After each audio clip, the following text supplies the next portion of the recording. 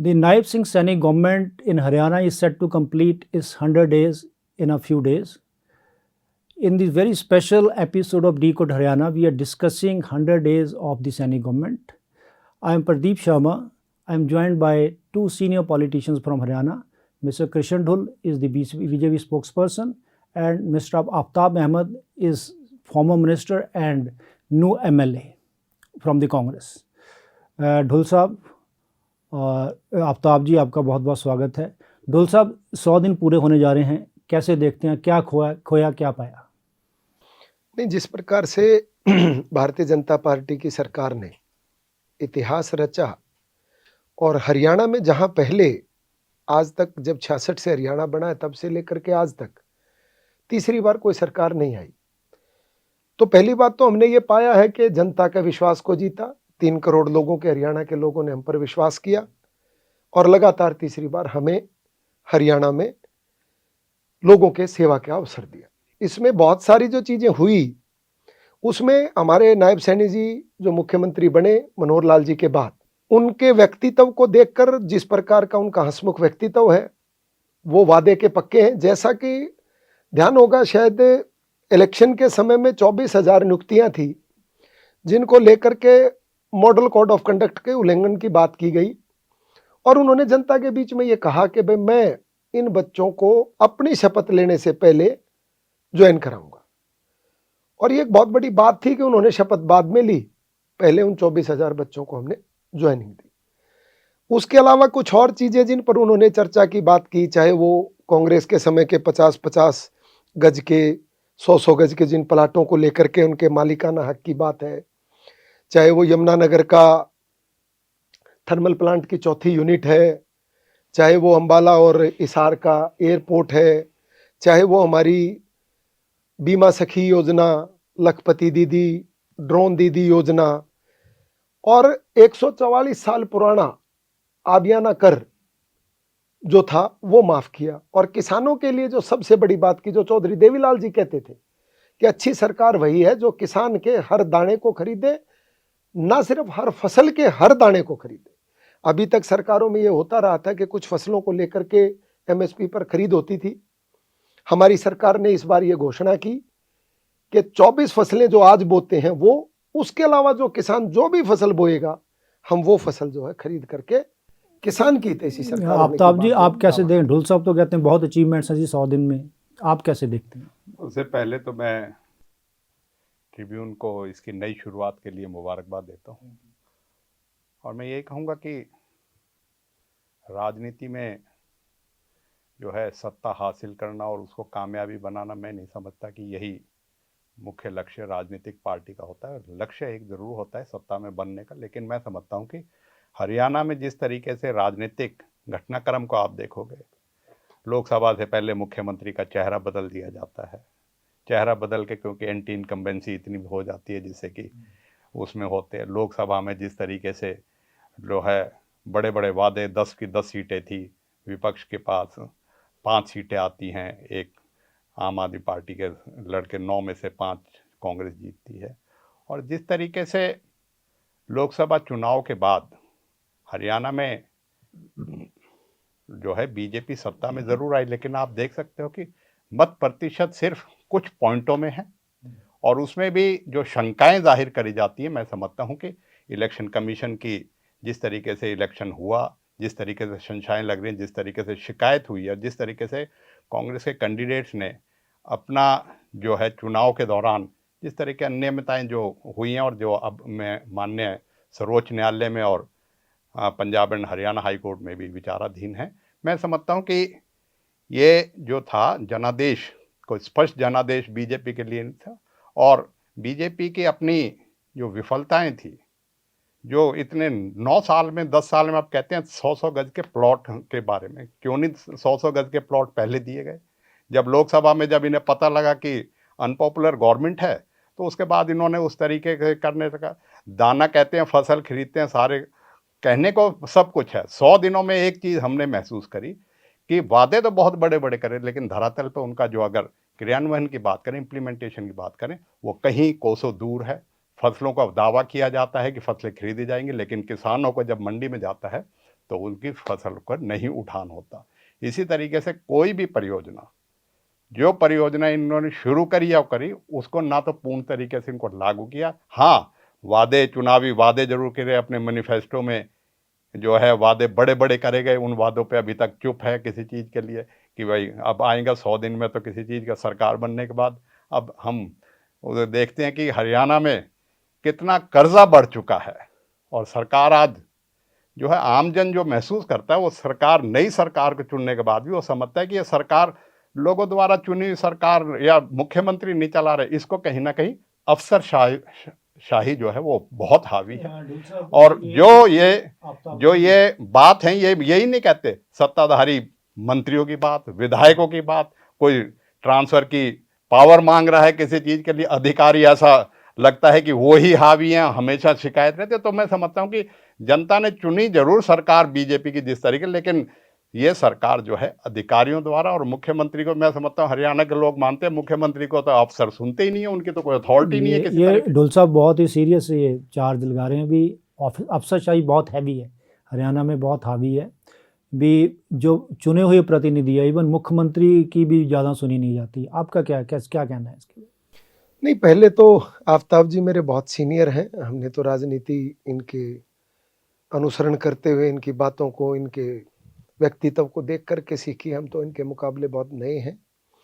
लेकिन जैसा इन्होंने अपनी बात के शुरुआत में कहा कि सत्ता हासिल करना लक्ष्य नहीं है, पर मुझे लगता है कि विषय तो वही है, चाहे कांग्रेस है चाहे बीजेपी है। जब तक वो सत्ता हासिल नहीं करेंगे तब तक उनके मन में या उनके विचार को जनता के बीच में कैसे लेकर के जाएंगे।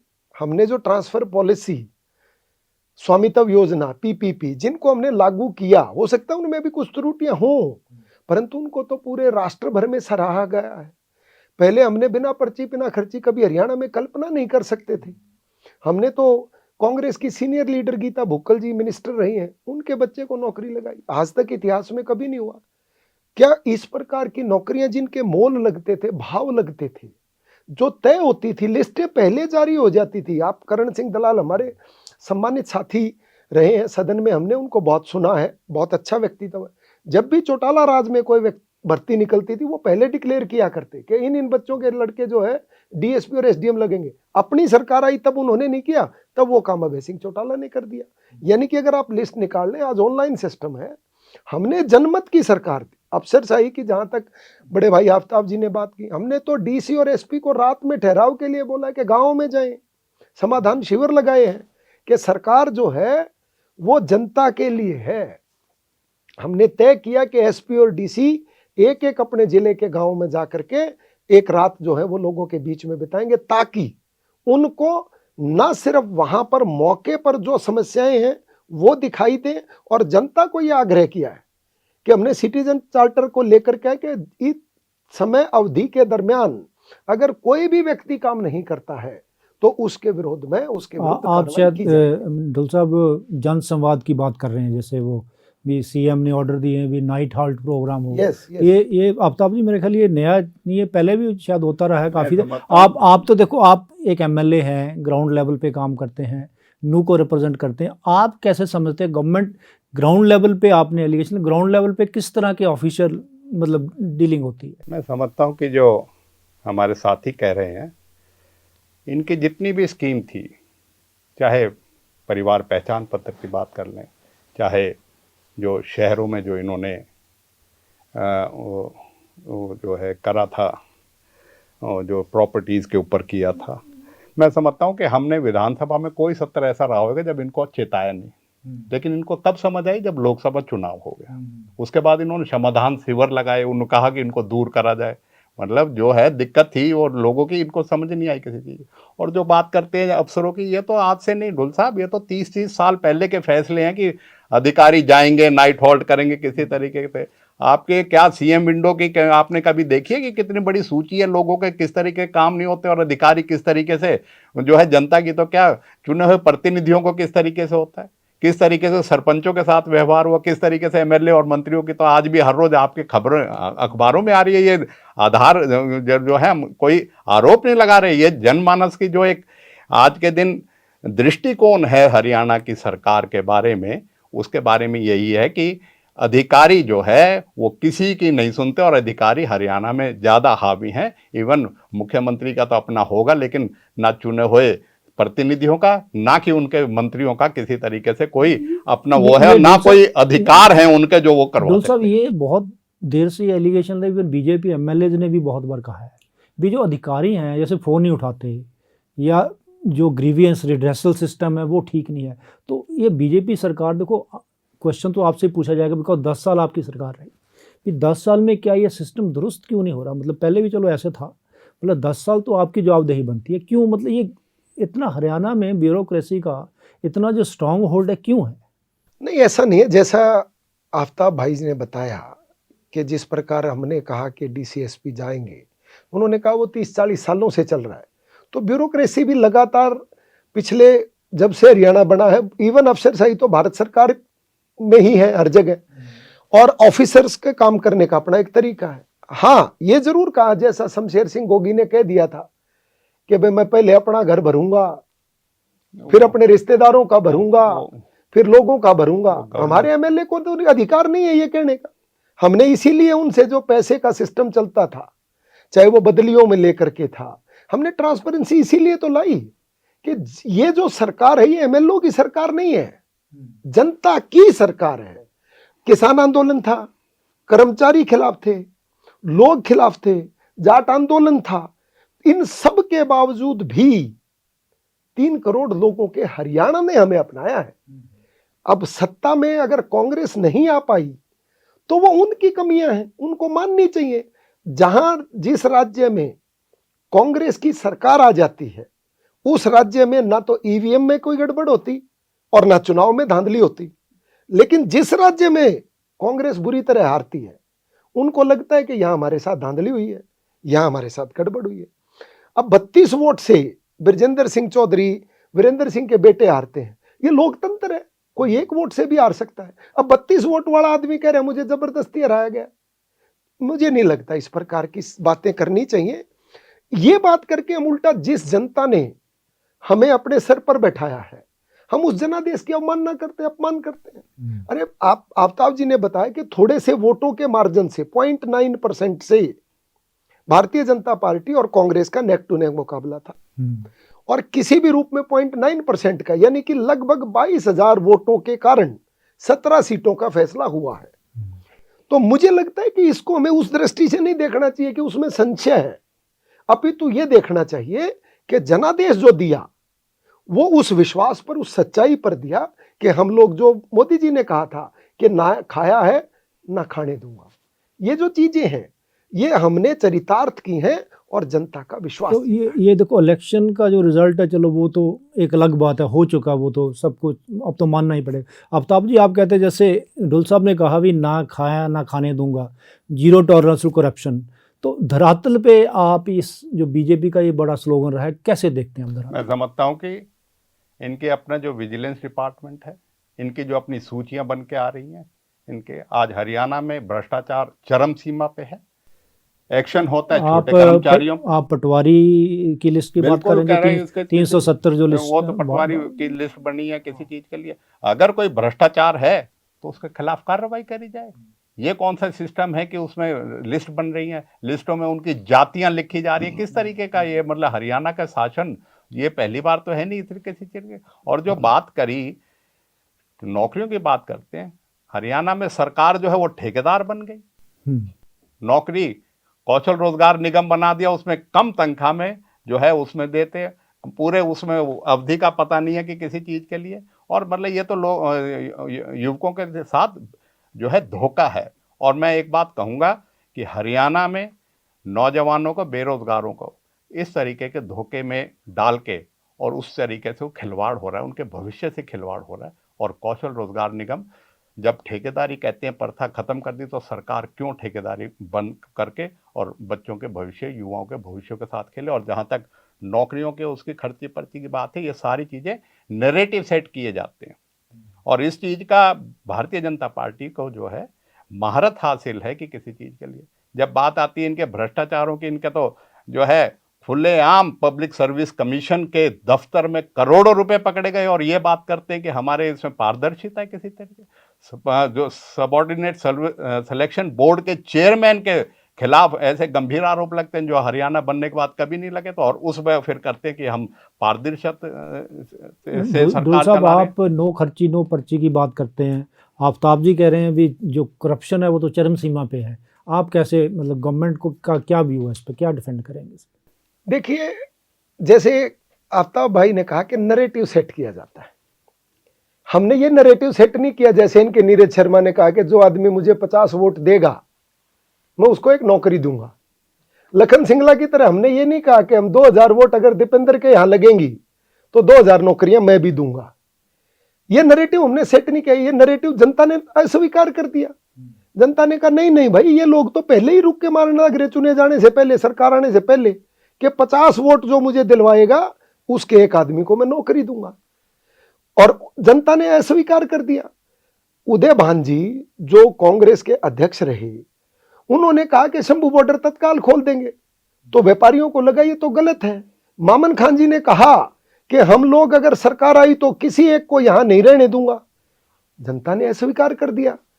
लेकिन जो अब पर्ची खर्ची की बात की, मैं और तथ्यों पर, तर्क पर बात करते हैं, ये इंटरव्यू पूरे हरियाणा की जनता, न सिर्फ हरियाणा की जनता अपितु ट्रिब्यून का नाम है, पूरे हिंदुस्तान में जाएगा, विश्व तक जाता है। मैं आपको एक तथ्य पर बात कहता हूं, 11 वर्षों में हमने जो नौकरियां दी, आज ऑनलाइन रिकॉर्ड सारा सबमिट है, पढ़े लिखे लोग जान सकते हैं। मैंने ये कहा और पहले भी बोला हूं मैं, 47 हमारे पहली बार के विधायक थे, 40 हमारे दूसरी बार के विधायक थे, 10 हमारे गठबंधन के थे, 47 हमारे आज के विधायक हैं, 10 हमारे पहले, 9 हमारे 8 हमारे पहले सांसद थे, 9 दोबारा थे, 5 अब हैं। मेरा ये कहना है, और उसके अलावा हमारे 22 जिलों के 3 बार जिला अध्यक्ष बदल लिए, हमारे मंडल के प्रधान 146 3 बार बदल लिए, 100 मेरे जैसे चेयरमैन जो पहले रह चुके हैं 100 अब हैं। अगर उनमें से किसी एक का परिवार का बच्चा इन 11 वर्षों में एचपीएससी और स्टाफ सिलेक्शन कमीशन में किसी उच्च पद पर लगा है, तो मैं आपको तथ्यों पर, इससे बड़ी बात क्या होगी। और कांग्रेस के 10 साल का रिकॉर्ड निकाल ले, चाहे वो चोपड़ा जी के बच्चे हैं, चाहे वो डॉक्टर केवी सिंह के बच्चे हैं, मैं नाम नहीं लेना चाहता किस किस का कौन कौन क्या क्या लगा है, उनमें लगी योग्यता थी क्या? उनके बच्चे doctor, engineer, HCS, SDM, DSP कैसे सेलेक्ट हो जाते थे? हमारे नेताओं के बच्चे पढ़ते नहीं, इसका मतलब इनके बच्चे पढ़ते थे क्या? गलत बात है। हमने सिर्फ एक ही बात कही, हरियाणा में जो बच्चा पढ़ेगा उस बच्चे को हरियाणा में बिना किसी नेता के चक्कर काटते हुए नौकरी मिलेगी, चाहे उस परिवार ने, उस बच्चे ने हमारी पार्टी को वोट दिया है या नहीं दिया, में इससे भी कोई सरोकार। आफ्ताब जी, इन्होंने कहा है, एक ट्रांसपेरेंसी की बात की है कि बिना खर्ची बिना पर्ची के रिक्रूटमेंट्स हो रही हैं, जॉब सबको मेरिट पे मिल रही हैं, तो ये मतलब आप कांग्रेस को ये तथ्य स्वीकार करने में क्या हर्ज है? नहीं, मैं क्या समझता हूँ, सरकारी नौकरियां तो मिल नहीं रही, नहीं मिल, कच्ची नौकरियां कौशल रोजगार निगम के माध्यम से। ओके। और दूसरी, जहां तक इनकी पारदर्शिता की बात है, ये रिकॉर्ड हमने तो नहीं किया, पब्लिक सर्विस कमीशन के दफ्तर में पैसे पकड़े जाने किसने पकड़े? इन्हीं के तो हुए जब किसी चीज के लिए, और जब उसकी इंक्वायरी आई सदन के पटल पे करी गई विधानसभा के में, उस सरकार पीछे भाग गई। आज तक हरियाणा में भ्रष्टाचार का ये आलम है, कोई भी, चाहे खनन घोटाला हो, चाहे जहरीली शराब का घोटाला हो, चाहे रजिस्ट्री घोटाला हो, चाहे नौकरियों के घोटाले हो, आज तक एसआईटी बनी, एसआईटी बन के उनकी कोई रिपोर्ट आज तक फाइनलिटी पे नहीं पहुंची, और किसी चीज़ का उनको जो दोषी हैं, छोटे छोटे उनको प्यादों को दोषी मतलब बना के दी दिया जाए, ऊपर के लेवल पे किसी के खिलाफ आज तक कोई कार्रवाई। ये पारदर्शिता है किसी चीज़ के लिए? लोग विश्वास क्यों नहीं करते आज के दिन? इसी वजह से नहीं करते क्योंकि कथनी और करनी में भारतीय जनता पार्टी की सरकार में बड़ा अंतर है। और जो बात कही पारदर्शिता की, मेरिट पे नौकरी लगते हैं हरियाणा के बच्चे।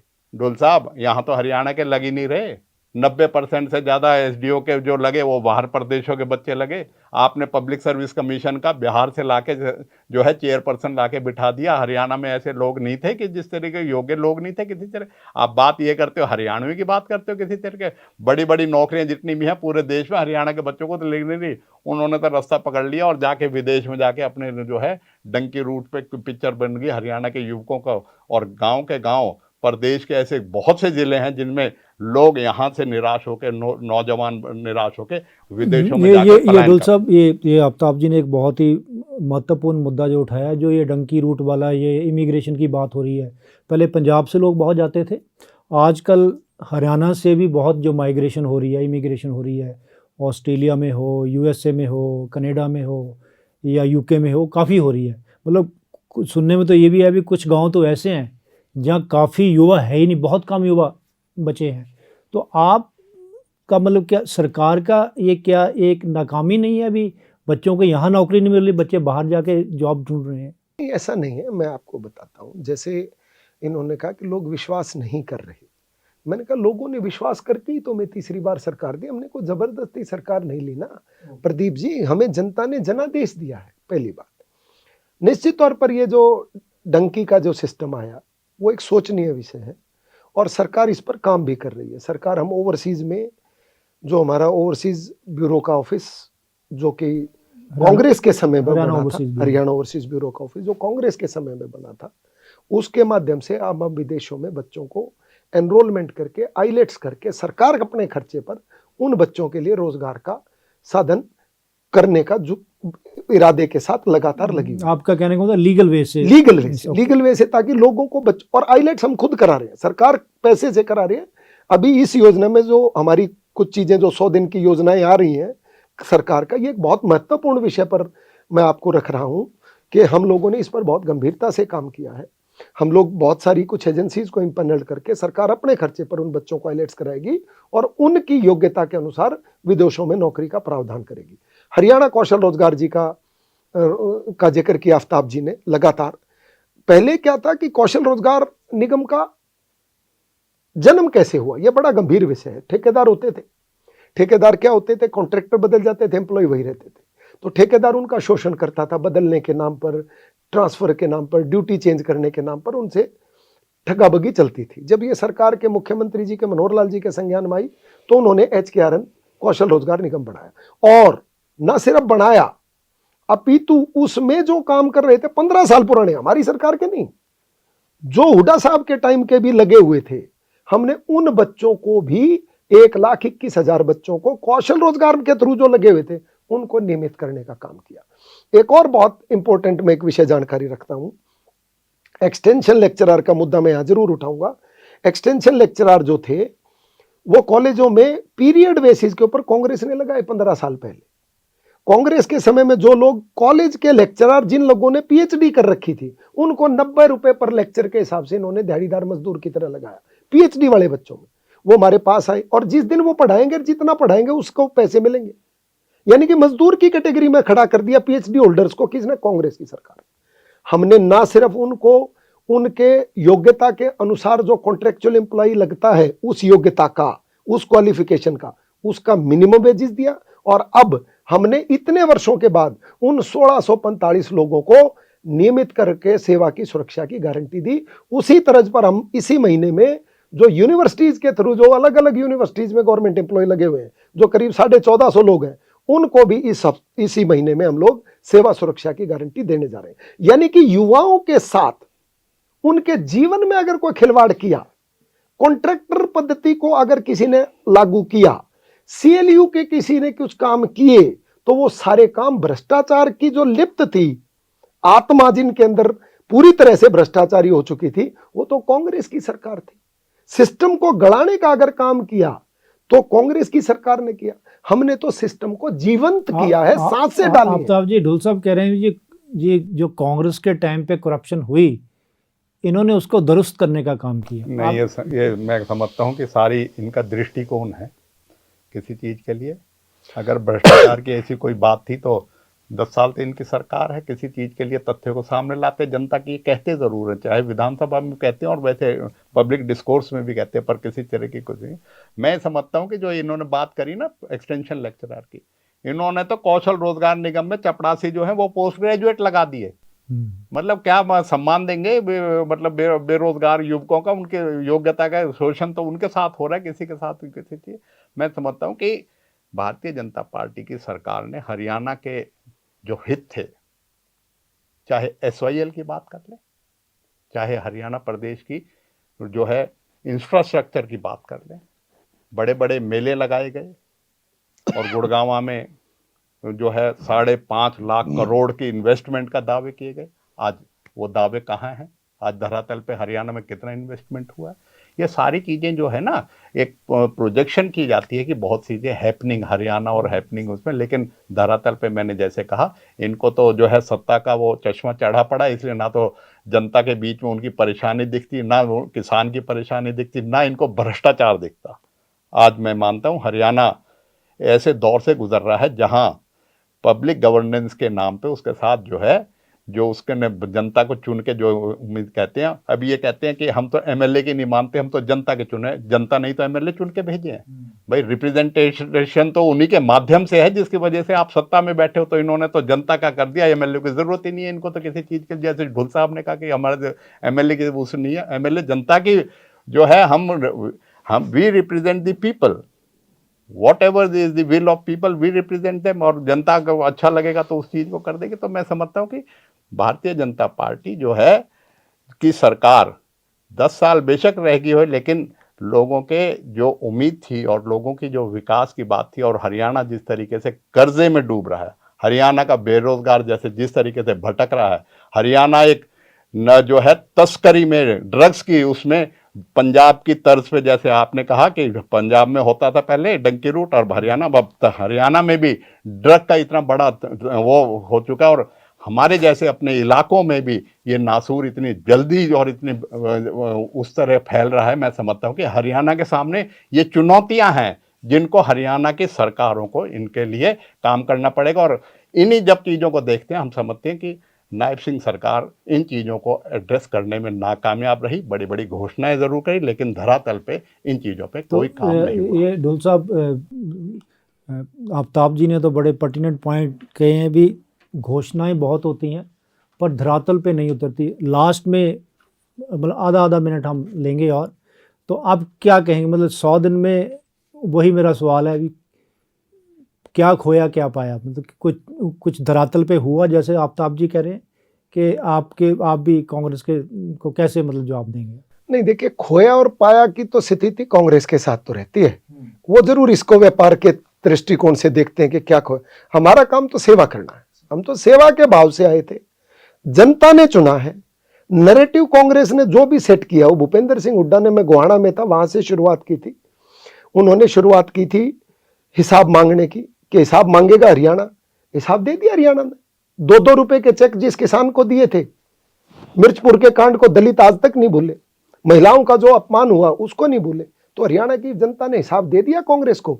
आज जो है लीडर ऑफ अपोजिशन बनने के लिए लाले पड़े हुए, जिस व्यक्ति को हम सर्वे सर्वा मानते थे, आज दिल्ली चुनाव से बाहर है। एक डिफरेंट, चलो वो एक डिबेट है। आफ्ताब जी, आप 30 सेकंड में क्या मैं ये कहूंगा कि जहां तक मान सम्मान की बात करते हैं, जिस पार्टी के प्रदेश अध्यक्ष पे नारी के बलात्कार का आरोप लगे और वो गद्दी पे बैठा रहे, वो कैसी बात करेगा इस प्रदेश में, मतलब नारी के अधिकारों की? किस तरीके से प्रदेश की युवाओं की जो भावनाएं हैं, किस तरीके से उन चीज़ों को पूरा करेगा? हमने वादा किया था पक्की नौकरी का, और ये देना चाहते हैं कौशल रोजगार निगम के माध्यम से लोगों को झुंझुनू और उनके साथ धोखा करना चाहते हैं। हम समझते हैं कि हरियाणा आज कर्जे में डूबा हुआ प्रदेश है, जिसमें अफसरशाही ऐसी हावी है जो जनता कहती है कि मुख्यमंत्री तक की इस प्रदेश में कोई सुनने वाला नहीं। जनप्रतिनिधियों की, विधायकों की और मंत्रियों की तो वो I think with that we come to the end of a very fruitful and interesting discussion with